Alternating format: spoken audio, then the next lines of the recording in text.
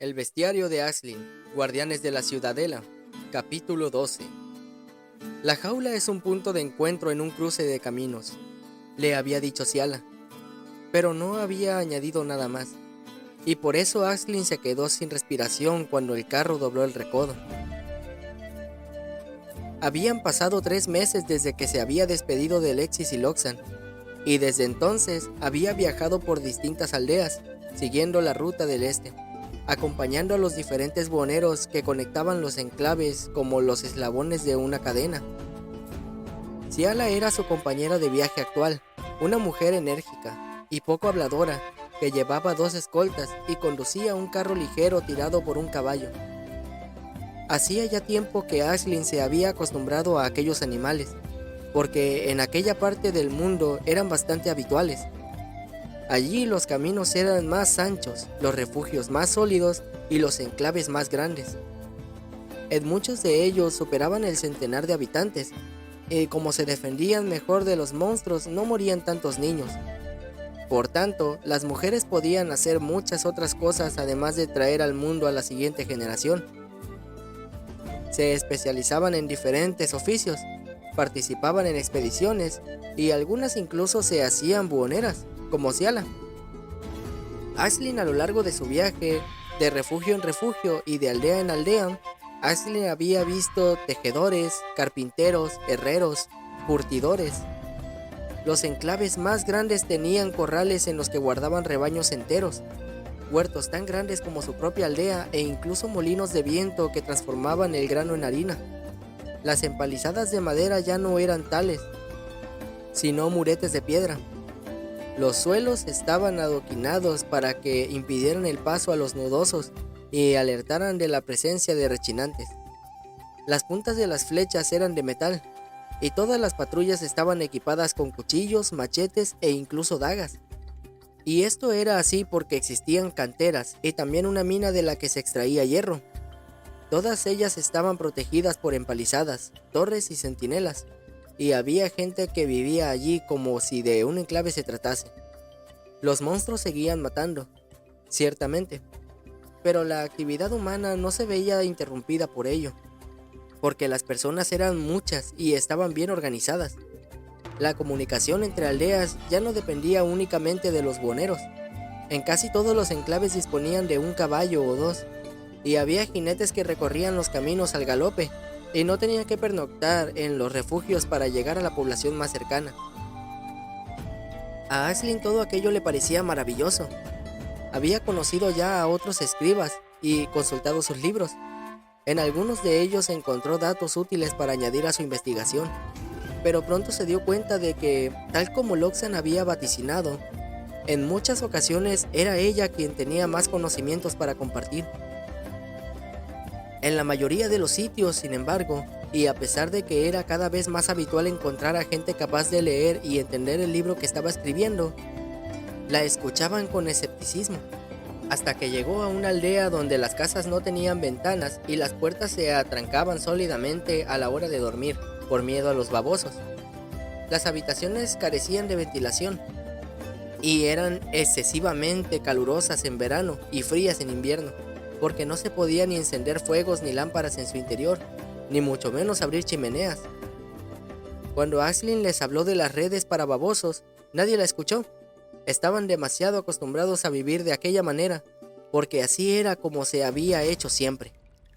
La joven soportó como pudo las noches en el asfixiante entorno de la casa donde la habían alojado. Mientras tanto, pidió perejil para tejer su propia red. Tuvo que trabajar muy duro en el enclave para conseguir excedentes que le permitieran incluir aquella petición en los intercambios con los buhoneros. Y cuando por fin obtuvo todo el perejil que necesitaba, fabricó su red para babosos. Luego se trasladó a una de las casas más antiguas del pueblo, que estaba deshabitada porque todavía tenía ventanas, y cubrió todo el techo con la malla vegetal que había tejido. Cuando anunció que iba a dormir allí, todos creyeron que había perdido el juicio. Pero al día siguiente, cuando la aldea despertó, Aisling seguía viva, y había 3 babosos moribundos enganchados en la red que había tejido. Probablemente su visita cambiaría la vida de la aldea para siempre, pero la joven prefería no pensar en ello. Casi todos los enclaves que conocía que luchaban contra los babosos tenían su propia plantación de perejil, y en aquel en concreto tardarían un tiempo en hacer crecer la cantidad necesaria para cubrir los techos de todas las casas. Pero aquel conocimiento supondría el inicio de una pequeña revolución. Aisling prosiguió su camino días después, pese a que le suplicaron que se quedara.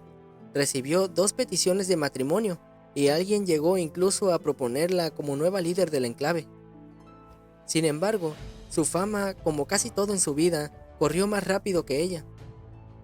Desde entonces, cada vez que llegaba a un enclave, el líder y el escriba, cuando lo había, la recibían en privado para hablarle de sus monstruos y pedirle consejo al respecto. Muchas veces Aisling no podía contarles nada que ya no supieran, pero compartía con ellos anécdotas e historias de otros lugares donde luchaban contra los mismos monstruos, y cuando les mostraba su libro, ellos reconocían que, en efecto, sabía de aquellas criaturas mucho más que todos ellos juntos. De este modo, de enclave en enclave, las páginas del volumen se iban completando con información, datos, historias y esbozos. Y se sintió, de hecho, muy halagada la primera vez que un escriba le pidió permiso para copiar algunas páginas de su trabajo en el libro de su enclave. «Llevamos muchas generaciones luchando contra los robahuesos en este enclave», dijo. «Pero no sabemos ni la mitad de lo que has escrito tú en este libro. Sin duda, en tu aldea se las han arreglado mucho mejor». «Este conocimiento no procede únicamente de mi aldea», replicó Aisling, «sino también de muchas otras que luchan contra los robahuesos como nosotros». Descubrió, no obstante, que cuanto mejor defendido estaba un enclave, cuantos más recursos poseía, menor conocimiento tenían de sus propios monstruos. Quizá porque sufrían menos ataques o porque no habían tenido la necesidad de buscar soluciones ingeniosas para sobrevivir. Así llegó a la única ruta antes de la jaula, y allí le presentaron a Ciala, la primera persona que conocía que había estado allí. Pero, dado que la buhonera era una mujer de pocas palabras, no fue capaz de sonsacarle demasiada información. «¿Un punto de encuentro, dices?», insistía Aisling. «Pero, ¿qué es exactamente?». «Pues eso, hay 2 caminos que se cruzan, y junto al cruce está la jaula. No hay más, y no hagas tantas preguntas, que me das dolor de cabeza». Así que, por fin, tras visitar los 4 enclaves de la ruta de Ciala, a lo largo de 10 días de viaje, llegaron a la jaula una tarde de mediados de verano. Al principio, Aisling no comprendió lo que veía. Parecía una jaula. Sí, un conglomerado de enormes barras de hierro que formaban una estructura similar a un recinto metálico. Le costó unos segundos darse cuenta de que estaban todavía muy lejos de allí, y eso significaba que se trataba de la jaula más grande que había visto jamás. Había supuesto que era una especie de cárcel para monstruos. Por eso se sorprendió mucho cuando, al acercarse más, descubrió que lo que encerraba en su interior era un edificio de piedra. «¿Qué es eso?», musitó desconcertada. «Eso es la jaula», le respondió uno de los escoltas sonriendo. «No podíamos explicártelo con palabras. Tenías que verlo por ti misma». Pero, ¿qué es esa casa? ¿Por qué está encerrada entre barrotes? «Es una posada, algo parecido a un refugio, pero mucho más grande y mejor organizado. Los barrotes son una protección. Ninguna muralla o empalizada podría detener a los pellejudos, y por eso levantaron esos barrotes que rodean la casa y también protegen desde arriba». «Dicen que antes se llamaba Posada de la Encrucijada, o de los 4 Caminos, o algo parecido», añadió el segundo escolta. «Ahora todo el mundo la conoce como la jaula». Pero, es imposible que nadie haya podido construir esto. ¿Una jaula tan grande como para encerrar una casa entera? Y no es una casa cualquiera, es una posada con 2 pisos y un comedor de buen tamaño». «No puede ser», murmuró Aisling de nuevo. «¿Ves por qué nadie te respondía cuando preguntabas?», gruñó Ciala. «No vale la pena. Hay que verlo para creerlo, especialmente si vienes del oeste». La muchacha estaba acostumbrada a que la gente del este reaccionara con cierta superioridad cuando ella manifestaba su sorpresa ante la prosperidad relativa que habían alcanzado, así que no se lo tuvo en cuenta. Era consciente de que muchos consideraban que los viajeros procedentes del oeste eran toscos e ignorantes, aunque a ella en particular ya no la llamaban así casi nunca. De todas formas, sentía deseos de formular más y más preguntas. ¿Quién había forjado aquellos barrotes? ¿Cómo lo había hecho? ¿De dónde había sacado tanto metal? ¿Qué eran los pellejudos y por qué era preciso un recinto como aquel para protegerse de ellos? Cuando llegaron por fin a la entrada, estaba ya a punto de anochecer y Aisling seguía sin salir de su asombro. De cerca, la jaula era mucho más imponente. Los barrotes, gruesos como troncos de árboles, estaban lo bastante separados unos de otros como para que cualquier humano pudiese pasar entre ellos. La puerta, no obstante, era necesaria para que entrasen los carros. La joven volvió a consultar su mapa. Galopantes, caparazones, nudosos y pellejudos, leyó. Los galopantes solo atacaban en campo abierto, y los caparazones eran demasiado grandes como para caber en los barrotes. El suelo estaba adoquinado, por lo que los nudosos tampoco serían capaces de penetrar en el recinto. Y si la jaula estaba protegida también contra los pellejudos, fueran lo que fuesen. Se trata de un lugar completamente seguro, comprendió de pronto maravillada. No existe ningún lugar completamente seguro, la corrigió Ciala. Ni siquiera la ciudadela. Aisling sabía que la buhonera no había llegado tan lejos y que, por tanto, hablaba de oídas, de modo que no preguntó al respecto. Los recibió un muchacho de unos 12 o 13 años, saludó a Ciala llamándola por su nombre y la guió hasta un recinto despejado donde podía dejar el carro sin que molestara a nadie.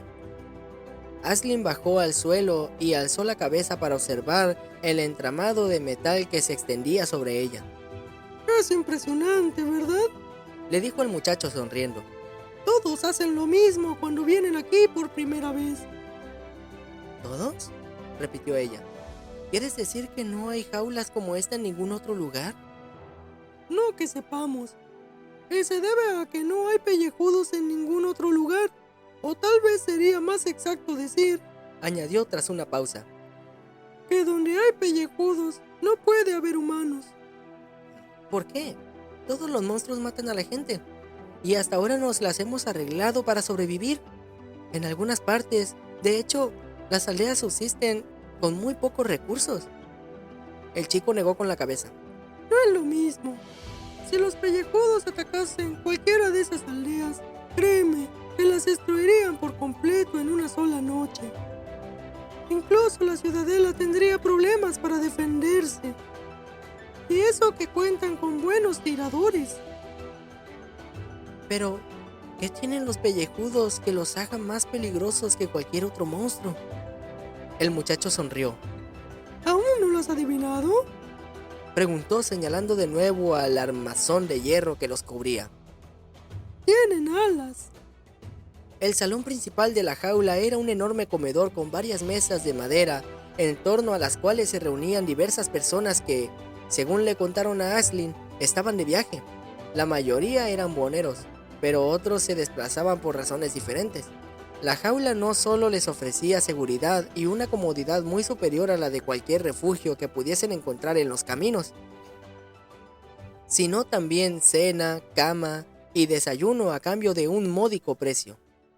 Allí Aisling comprobó asombrada que muchos de los intercambios se hacían mediante unas curiosas piezas de metal con forma circular. Se usan en la ciudadela, le explicó Ciala. Antes hacíamos los intercambios de la forma tradicional, pero cada vez hay más gente que utiliza el dinero. Si me ayudas con los intercambios, te daré un poco. Así podrás pagar tu estancia aquí. Aisling escuchaba perpleja. Llevaba mucho tiempo viajando con buhoneros y había aprendido a negociar casi tan bien como ellos. Había colaborado con Ciala en otras ocasiones, pero aquella era la primera vez que ella se ofrecía a pagarle algo diferente a comida, ropa o cualquier otro objeto básico que pudiera necesitar. No le veo la utilidad a esto, declaró, contemplando las monedas que Ciala le mostraba. Si no he entendido mal, estas piezas solo sirven para algo en los intercambios. El metal con el que están hechas sí es valioso, pero no con esta forma. Se me ocurren muchas otras cosas más útiles. Cacerolas, cuchillos, puntas de flecha. Sus palabras arrancaron una carcajada entre los presentes. Aisling se ruborizó. «Es la mentalidad de la gente del oeste», comentó alguien con desdén.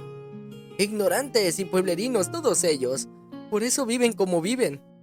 «No te des tanta prisa en tachar a otros de ignorantes», intervino entonces un anciano corpulento que estaba sentado junto a la chimenea.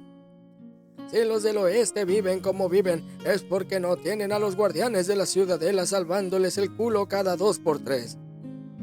Tu enclave no dudaría 2 días sin ellos, y lo sabes».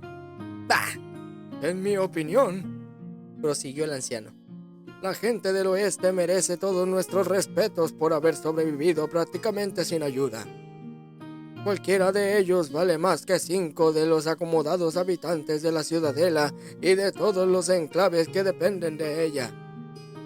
Ante el asombro de Aisling, el hombre no replicó.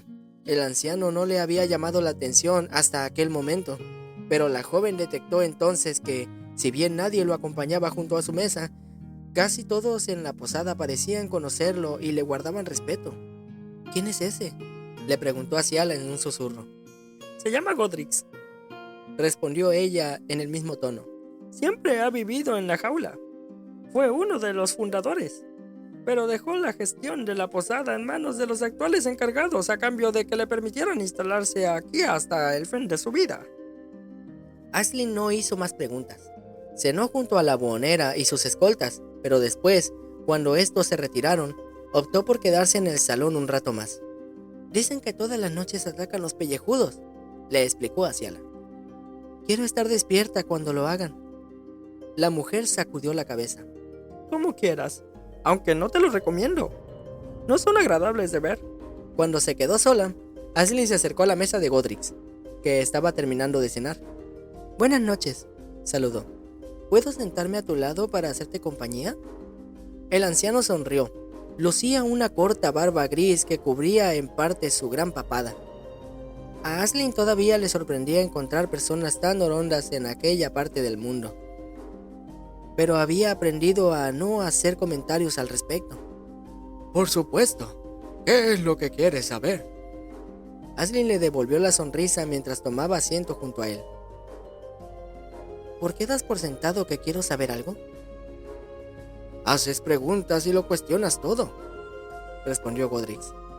«Mucha gente se mantiene callada ante cosas que no conoce o no comprende, para que no lo tachen de ignorante. A ti no te importa lo que digan, siempre que respondan a tus preguntas. Y para eso, lo sabes bien, hay que formularlas». La sonrisa de Aisling se ensanchó. «Vengo del oeste, en efecto», asintió. «Puede que no sepa lo que es el dinero, pero sí conozco el valor de las cosas. Donde yo nací, el metal es escaso. No podemos permitirnos el lujo de utilizarlo para hacer monedas. O barrotes tan enormes que pueden encerrar una casa entera». Sacudió la cabeza. «No lo puedo comprender. Si lo contase en mi aldea, nadie me creería». «Le sucede a mucha gente. ¿Quieres saber cómo ocurrió, verdad?». Aisling asintió. «Pues, has venido a preguntar a la persona adecuada. Pocos saben que esta posada es todo lo que queda de un antiguo enclave que fue destruido hace 50 años. Yo lo recuerdo porque estaba allí cuando sucedió. No era más que un crío, claro. Así que cuando atacaron los pellejudos por primera vez me escondí con el resto de los niños en la cabaña infantil. La única de piedra. La del centro de la aldea. La que estaba mejor protegida. Aún se hace eso en las aldeas del oeste, ¿verdad?». La joven asintió de nuevo. «¿Quieres decir que no habíais visto pellejudos antes?», planteó. «Para cualquier enclave que sufre un ataque de pellejudos, es la primera vez y la última. No es fácil defenderse de la muerte cuando cae sobre ti desde el cielo». En aquel momento, un espeluznante chirrido rasgó la noche. Aisling, alarmada, dio un salto en el asiento. «Ya están aquí». dijo Godrix. Varios hombres cruzaron el comedor, armados con largas picas. La muchacha los miró indecisa. Son los vigilantes de la jaula, explicó el anciano. Se sitúan todas las noches junto a las ventanas por si alguno de los monstruos consigue colarse por entre los barrotes. Uno de los hombres se apostó junto a la ventana principal, abrió las contraventanas y situó el extremo de la pica entre dos barrotes. Aisling se acercó con timidez. «Puedes mirar si quieres», la invitó el vigilante. «Pero no te lo recomiendo, si tienes intención de dormir sin pesadillas esta noche». Ella se situó a su lado a pesar de todo y miró hacia el exterior. Al principio no vio gran cosa en la oscuridad. Aguzó el oído y percibió más chillidos que se acercaban y un siniestro aterrador. «Flap, flap, flap». «Atenta ahora», musitó el vigilante, alzando la lanza. Algo tapó entonces la luz de la luna y las estrellas, y justo cuando Aisling abría la boca para hablar, un cuerpo enorme se estrelló contra los barrotes exteriores de la jaula, y después otro, y otro.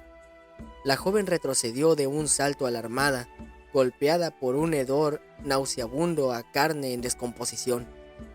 Uno de los monstruos chilló, y los otros corearon su grito. Forcejeaban con furia, arañando, mordiendo y golpeando los barrotes. Aisling tomó la lámpara que el vigilante había depositado en el suelo y la alzó para observar a los pellejudos en la oscuridad. La luz iluminó ojos inyectados en sangre, pieles pálidas que parecían de papel, hocicos verrugosos erizados de colmillos que husmeaban entre los barrotes con avaricia, y unas inmensas alas membranosas que se abrían sobre la jaula como si tratasen de cubrirla por completo. Retrocedió, asqueada y horrorizada, y volvió a sentarse en silencio junto a Godrix. «No lo entiendo», murmuró pálida. «Si estas son las criaturas que atacaron este lugar cuando era un enclave como los demás, ¿cómo es posible que sobreviviese a alguien o algo?» El anciano suspiró. «También yo me lo pregunto a veces», reconoció. «Aún recuerdo con detalle todo lo que pasó aquella noche, y aún me maravillo de seguir con vida. ¿Los has oído llegar? Flap, flap, flap. El sonido de sus alas resuena desde muy lejos y nos alerta de su presencia. Siempre es así. Desde aquella primera vez. Entonces no teníamos ni idea de qué eran. Pero de todas formas, no nos habría servido de nada saberlo. No existía defensa posible. Atacaron de noche y apenas pudimos verlos en la oscuridad, hasta que los tuvimos encima. Yo no lo vi porque estaba a salvo con el resto de los niños, pero oí los graznidos de los pellejudos y después los gritos, repitió en un susurro con un estremecimiento. Su mirada se había perdido en algún lugar entre las llamas danzantes de la chimenea.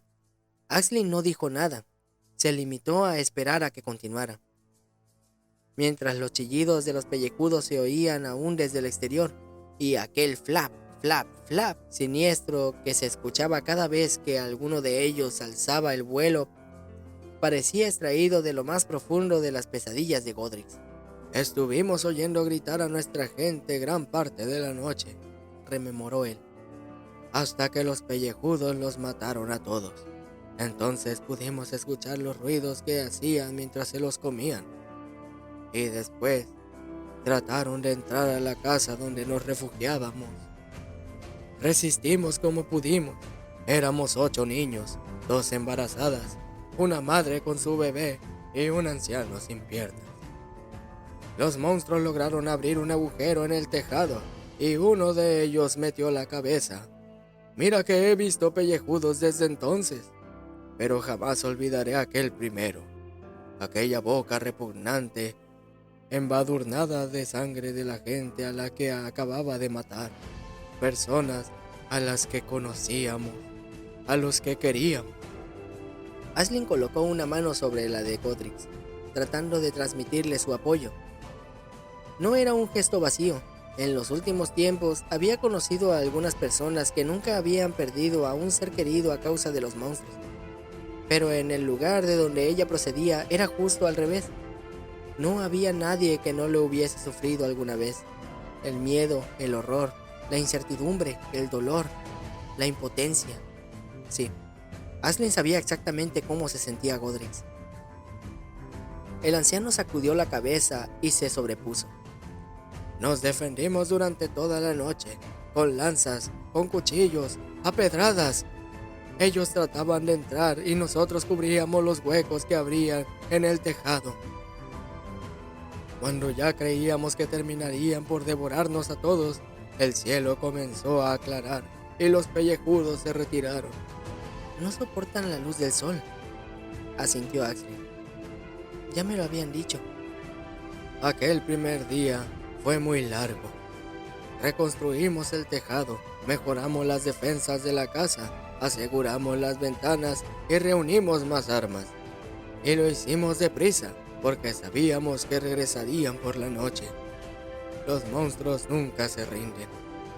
Y volvieron, y resistimos, aunque lograron llevarse a uno de los nuestros.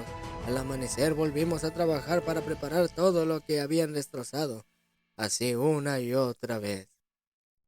Aguantamos 4 días, al quinto ya solo quedábamos 7, pero entonces llegaron para rescatarnos. ¿Quién?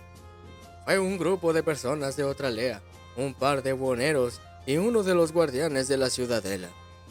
En principio, venían a llevarnos con ellos al enclave más cercano, pero el guardián dijo que no podíamos abandonar la casa de ninguna manera, que si lo hacíamos, los pellejudos irían al siguiente pueblo y lo arrasarían también. Aisling había oído hablar de los guardianes de la ciudadela. Tenía entendido que eran una especie de cuerpo de guerreros de élite que se habían especializado en matar monstruos. A pesar de ello, lo que Godrix le reveló a continuación la dejó impresionada.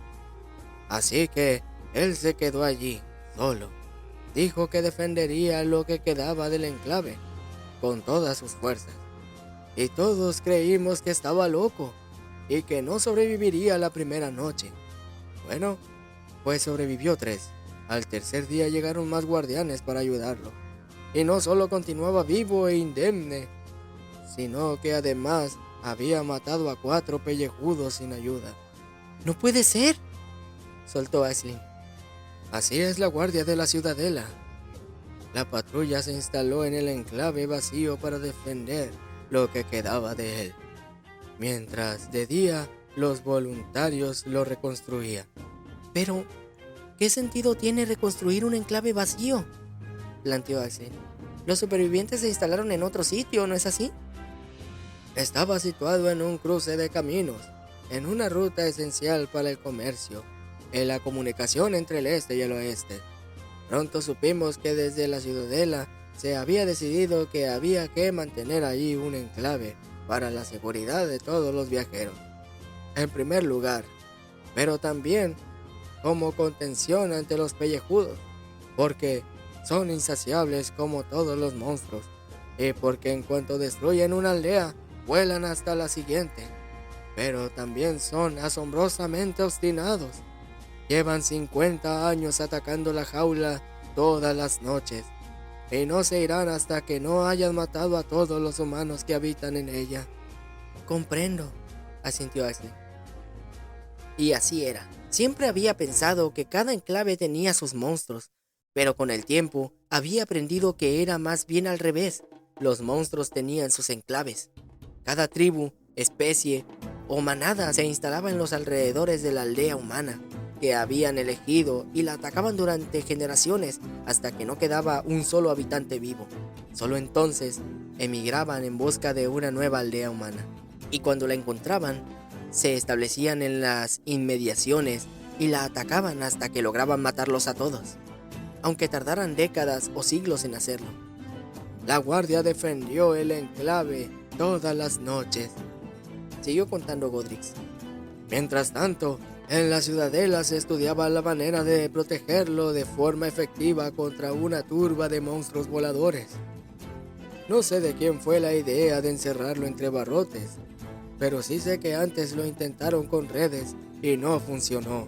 Los pellejudos las rompían todas. Un día empezaron a llegar por el camino enormes carros cargados de barras de hierro. En ellos viajaban también herreros y forjadores. Se instalaron en la aldea y comenzaron a trabajar. La guardia los protegía de noche y ellos forjaban la jaula de día. Tardaron meses y muchos de ellos murieron en el intento, pero por fin lograron concluir la única defensa posible contra los pellejudos.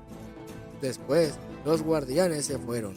La jaula no cubría todo el enclave, sino solo el terreno alrededor de la casa que nos había servido de refugio y que habíamos ido reconstruyendo y ampliando poco a poco.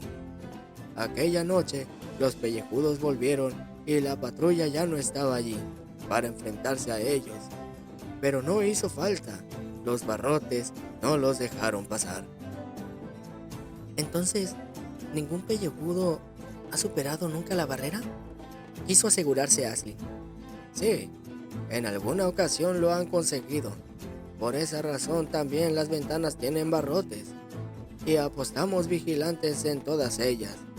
Pero en 50 años, las veces que se nos ha colado un pellejudo en la jaula pueden contarse con los dedos de una mano. ¿Y los vigilantes que defienden la jaula son parte de la guardia de la ciudadela? ¿Nuestros muchachos? Rió Godrix. ¿Qué más quisieran? Alguno de ellos se presentó en los cuarteles pidiendo que lo adiestraran, pero no escogen a cualquiera. Era ya muy tarde, por lo que Axlin dio las gracias a Godrix por su historia y se despidió de él. Le habían asignado una habitación que compartía con otras 6 mujeres, entre ellas Ciala, que se había acostado hacía ya un buen rato. La joven entró en silencio, se desvistió y se echó en su jergón, pensando todavía en lo que el anciano le había relatado. Fuera se oían aún los chillidos y el flap, flap, flap de las alas de los pellejudos. Pero las mujeres dormían profundamente y ella terminó por relajarse también. Había aprendido a evaluar la seguridad de un refugio en función de la tranquilidad con la que dormían sus habitantes. Fin del capítulo 12. Wow. Espero que esto les esté gustando y si es así, pueden decírmelo. Me gustaría que me dijeran si les gusta que haga voces o siga experimentando. Me gustaría saber su opinión también, su opinión también. Adiós.